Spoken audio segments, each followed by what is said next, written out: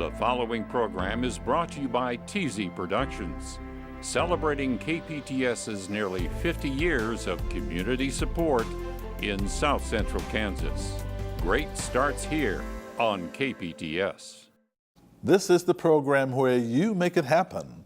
When you are a guest on this show, it means you have an interesting story to tell and a life worth noting.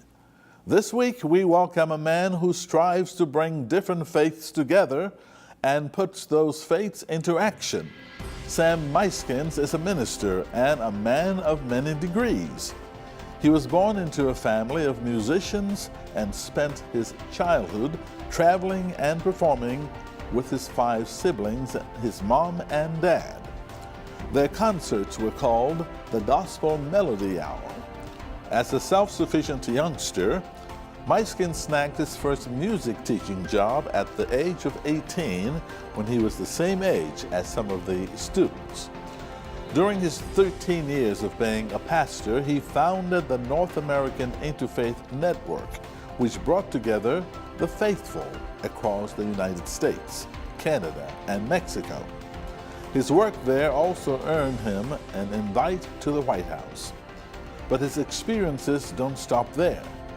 Muyskens also had the opportunity to meet Martin Luther King Jr., who inspired him to join the civil rights movement. Now he is working to promote peace between religions as the founder and president of Global Faith and Action based in Wichita. His story is fascinating and there's much more to talk about. It's time to go one-on-one with Sam Muyskens right now.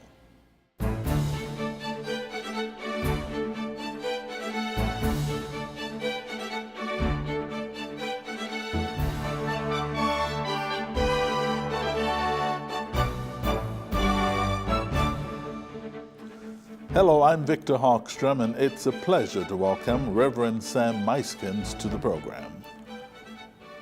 Thanks for coming. I'm so pleased to be here. Thank you so much for inviting me. You were born in Nebraska. I was, yes. Lived 5 years there and lived throughout the Midwest. Yes. Tell us first, where in the Midwest? What did you do, and what brought you to Wichita?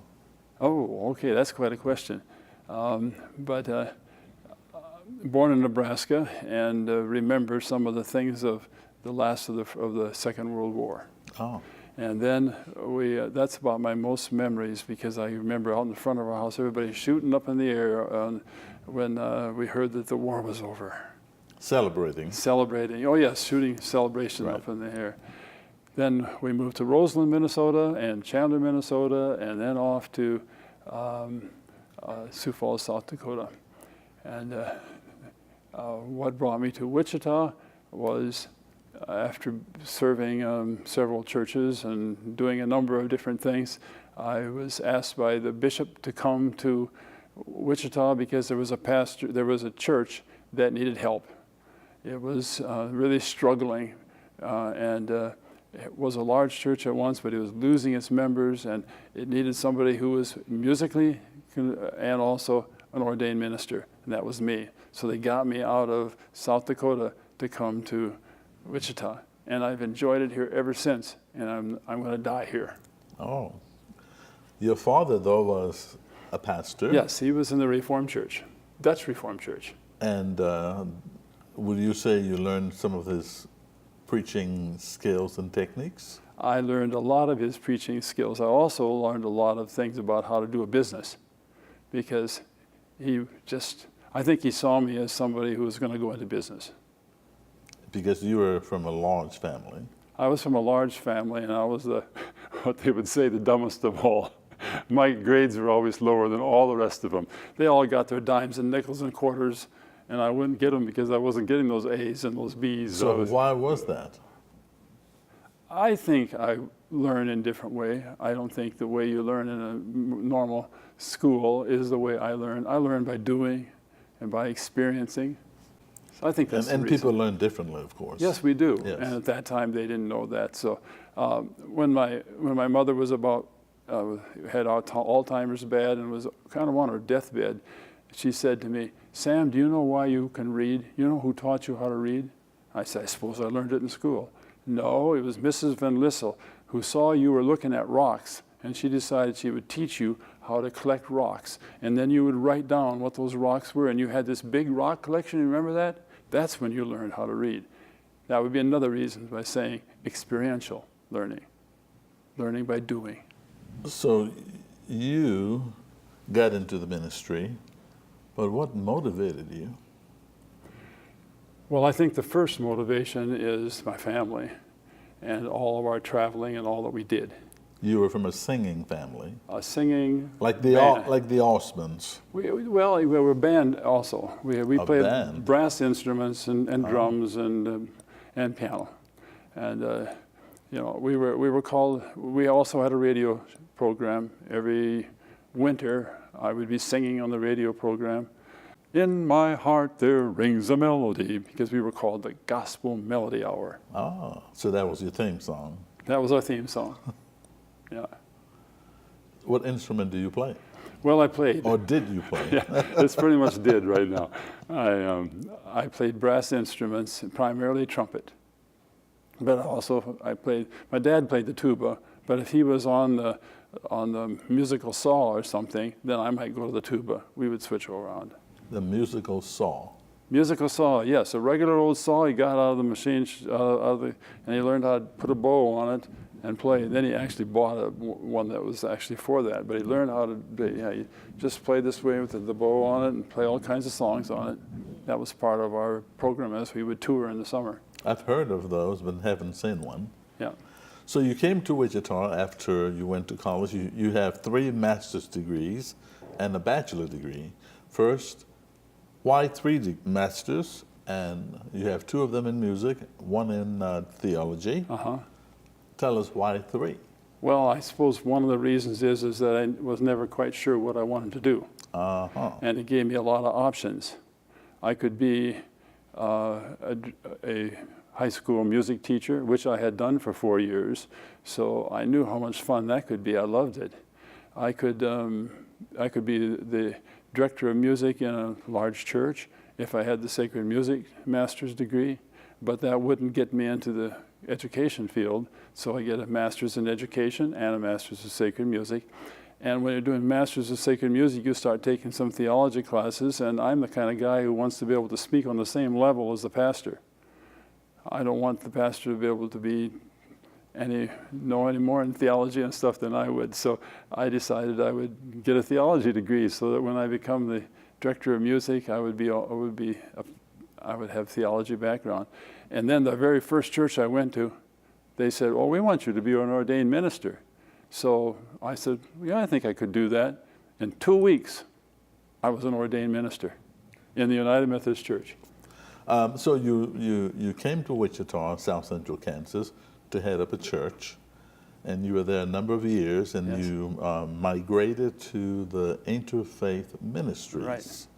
Tell us about that experience. Well, first let me say that while I was at the church, West Heights United Methodist Church, I was president several years of Interfaith Ministries.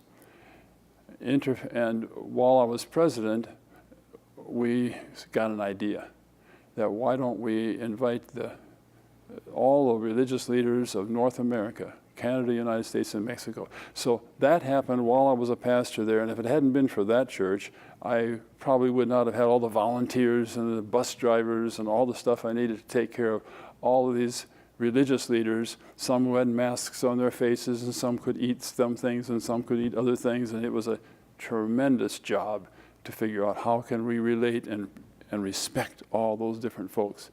So I had that history behind me, so when they needed a new executive director at Interfaith Ministries, they asked me if I would do it. I said yes.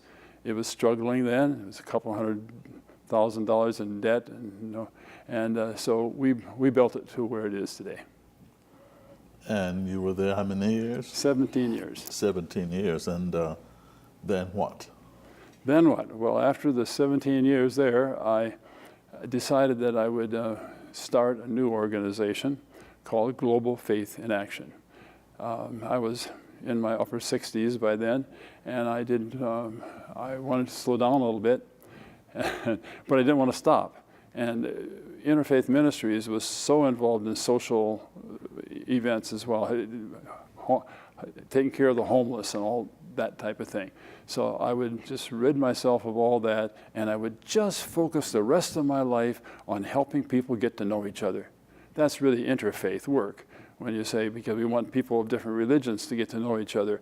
But Global Faith in Action is both interfaith and intrafaith, meaning that we see so many churches that are fighting within each themselves because they don't know each other and respect the differences that are within them. They don't know them well enough. So we started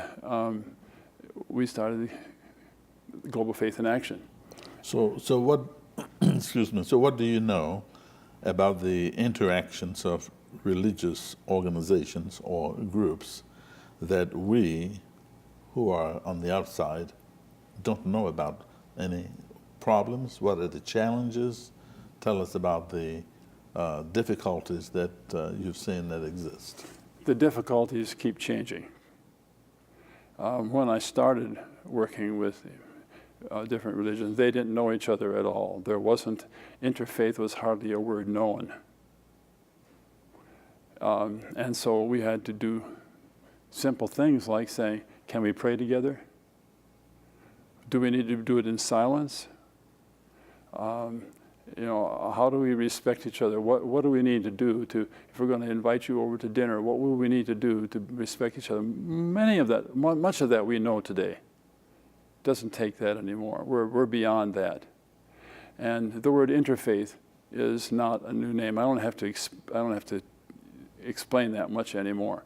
But it keeps changing. And today we have the big issue because of the way Muslims are looked at throughout the world. So that changes us again as to what we do, because we've experienced, we have Muslim friends all over this country. And we know what beautiful stories they have, and the beautiful stories that the Prophet Muhammad has and said. And so all those things have told me, and are beginning to tell others as well, that God is within all these different religions, and they have different history. They come from different cultures. But we all have the one God. And so, but it's so much easier to where we can start from today in most interfaith dialogues, because we don't have to do the simple things so much anymore.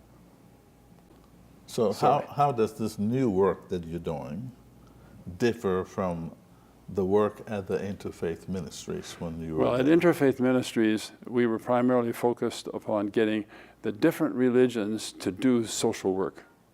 And it's a wonderful thing to do when you think about Hindus, Muslims, Christians, Jews, Baha'is, Sikhs, all working together to build a housing unit for a homeless person. That's really neat. That's what needs to happen in our world. That's we've got to see happen. And so that's what was happening there, because we were so involved in social issues as well as dialogue. I don't do those things anymore, social things where we'd be building a building or doing things. But if they are what are the things that are supposed to happen in our world, as you just mentioned, why are you not still doing them? Why am I not? Well, because it's very, very time consuming, and takes a lot more than an old man can do. Maybe that's one of the reasons. But the other reason is that we've got to spend more time. We began at Interfaith Ministries focusing so much on that we didn't get the people together so they really know each other. And we've got to learn to know each other. So we started dinner dialogues in people's homes, all so we could get to know each other better. Black and white people don't know each other very well. We just tolerate each other, and that's why we have a program now that we call Beyond Tolerance, because it isn't right to just think that we know somebody because we've seen them and shaken their hand. So, Sam, what is right about religion today? I've heard you saying a lot of things that are wrong, and you're trying to help fix them. What's right about religion? Well, there's hundreds and hundreds of people, and there's wonderful congregations and churches that live by what they believe their God and the teachings are telling them. It may be different than me, but it's wonderful if they are finding meaning and reason for life by living the way they do. They don't have to think as I do. So what's right? What's right is when you have something central in you that causes you to want to live in the way that the morals and the ethics that their particular religion are teaching. Because if you look at the morals and ethics of most all religions, it all comes down to one thing: do unto others as you would have them do unto you. The golden rule. They don't call it the golden rule in the other religions, but you cannot find a religion that doesn't say that at the center of who they are. Do unto others as you would have them do unto you. So would you describe yourself as an advocate for religious tolerance? I might not say just tolerance, because tolerance isn't enough. Okay. But I would describe yourself and your work. I would say that I would describe myself we must first of all be respectful of all religions. And I would say that if we are respectful of religions, then we're going to say there must be something good within all religions. And so I think that's the next step that you do. You learn to know each other. We get people to talk to each other enough so that they know what is it that causes the other person to find meaning in life and love as to how they treat their children and all that, their families. So I certainly don't think we should be tolerating other religions. I think we need to see other religions that are religions of God. They're formed by people, but they have done a lot of good for a lot of people, and I need to respect that and learn to find the beautiful things in the other. For example, Prophet Muhammad, he has a story that they often tell about every day there was a woman who kept throwing garbage in front of his house. Went on for years. He kept just picking up the garbage and putting it away. Then one day the garbage wasn't there. He ran over to see what was happening. Maybe this woman's sick, and she was very sick. Got her back to life again, and she never put any garbage back in front of his house. But that's the way we need to live. We need to live that kind of a life that he was telling us to live. That's a good story for any religion to use. Reverend Muyskens, do you believe that a religion, I should say, formed by a group of people is necessarily a good religion? Oh, I wouldn't say all are good. I mean, I think there's all kinds of things that are coming up in the name of religion, and it wouldn't be good. But I think the major religions of our world that have been around for centuries and centuries and have brought life and meaning to people should not be frowned upon today. They're religions that need to be respected.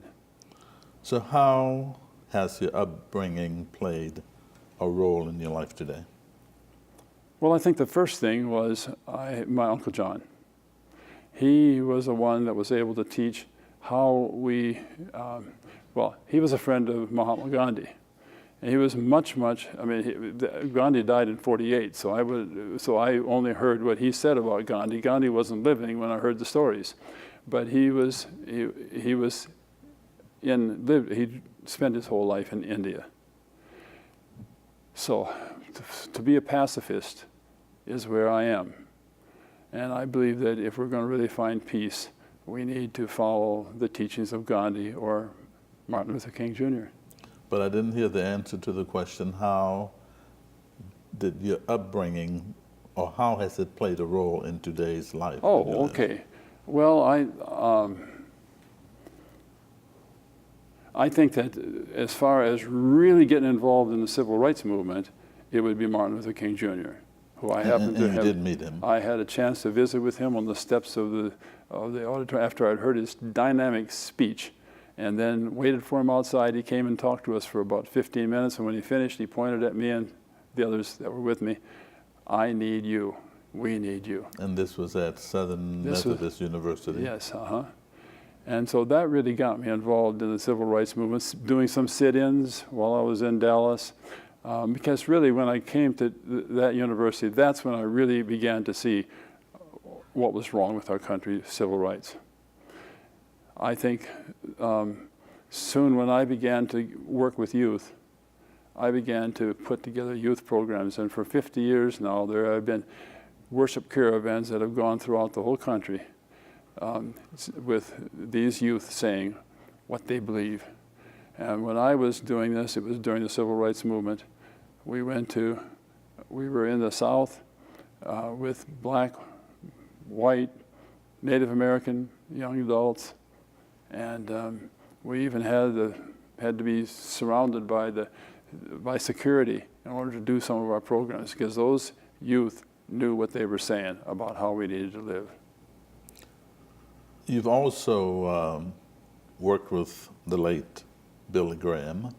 Yeah. So between Martin Luther King Jr. and Billy Graham, what have you learned from those two? Well, Billy Graham, I'm not there theologically, and I can remember some of his sermons. He would say, "You believe in Jesus, and you're going to make a lot of money," and I don't think that's works. So there's a lot of things that he said, but he was very revered by people around, and he would pay attention to me. He would ask me to hand out bulletins. He would he knew me by name, and every summer my parents and so would go to this camp, and he would be there also, and he'd be the key speaker, and he just to have someone like that to show attention to me had a tremendous effect on me, but nothing like what Martin Luther King Jr. would, because I'm theologically there with him. I see things like he does. You are 78 years old. 77. Oh, I'm sorry, 77 years old. I'm wishing you long life here. Right. You're 77 years old. What can we expect from you in the next 5 years? My biggest wish is not in the United States. For 26 years, I've been going back and forth to Haiti. I have gone there 45 times taking people. And for 20 years of that time, the people, if you ask them, what's your future? They would just say, oh, our houses are terrible, we don't have any money, we don't even know how to find food for the next day. But for 26 years, we've been having a school there that have trained 500 to 600 kids. And so now we got a whole bunch of millennials there. And they're not employed, 80% are unemployed, but they got a vision for the future. So right now, as we are here, they're out in the field and they're planting mango trees. 500 mango trees in a piece of property that we helped them buy. Because in 3 years, they'll have a big mango forest, which will create income and maybe create jobs for them. So my hope is in 5 years, we will have a sustainability community in Haiti, the poorest country in the Western Hemisphere. That's about Haiti. That's about Haiti. What about you, Sam Muyskens? Well, I would like to write a book, and the book would be Good People Do Bad Things. That's probably what the title would be.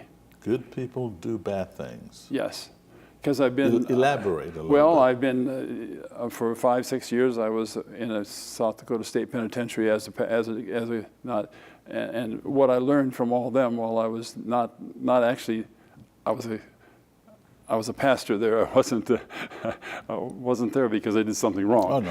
Okay. Yes. And so I've seen real bad things. Write wonderful liturgies and write music and very artistic and have so much to say. And I'd even have them do sermons and they could do beautiful jobs.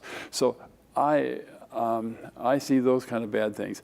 I think I could give you, I don't want to give examples of it, but this interfaith ministries could be much further along today if some of the wonderful pastors had chosen to vote differently.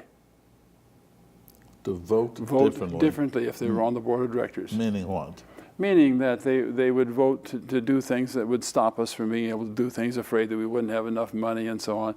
And I know that if they had just let us go, Interfaith would be far bigger organization. It'd be statewide today. But they're good people. They're wonderful pastors, and that's how they felt they had to vote, and I had to live by it. Good people can do bad things. It's bad in my eyes, but they're not bad people. So what do you do in your meantime, your downtime? What do you enjoy? When I wake up in the morning, I have a prayer, and it's one word: thank you. And there's only once, when I was really down since I started that I couldn't think of a thing to be thankful for. That's a bad day. But when I had this severe heart attack and almost didn't live, I went to visit a sister, a nun, and she was also facing life-threatening herself. And we both agreed that we would be able to live quite a while more and with a meaning in life if we just prayed every morning, thank you. So I'm sure she's doing that, and that's what I do too. Every morning, thank you, thank you. Just thankful for another day. Because God promises 70 years, and the rest is up to you, I guess, right? I guess it is, yes. What is the philosophy by which you live by today? After all of the experiences you've had. There is no person in this world that doesn't have beauty and good within them. We have got to spend time learning to understand and befriend the people that are the farthest away from us in understanding. What is the most important thing in life for you today?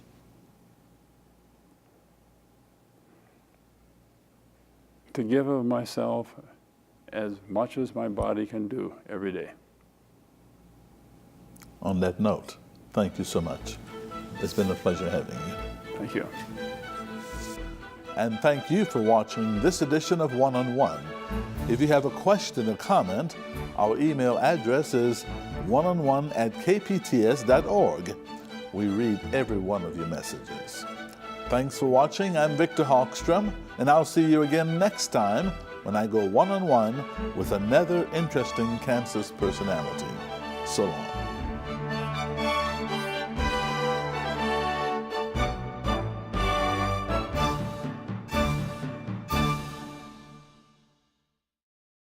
The preceding program was brought to you by TZ Productions, supporting KPTS and the communities it serves in South Central Kansas. Great starts here on KPTS.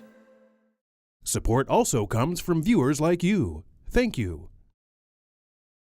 Call KPTS to receive a DVD copy of this program for a $40 donation. You can also send a check or money order along with the program name, date, and time to the address on your screen. And you will receive a 1-year KPTS membership.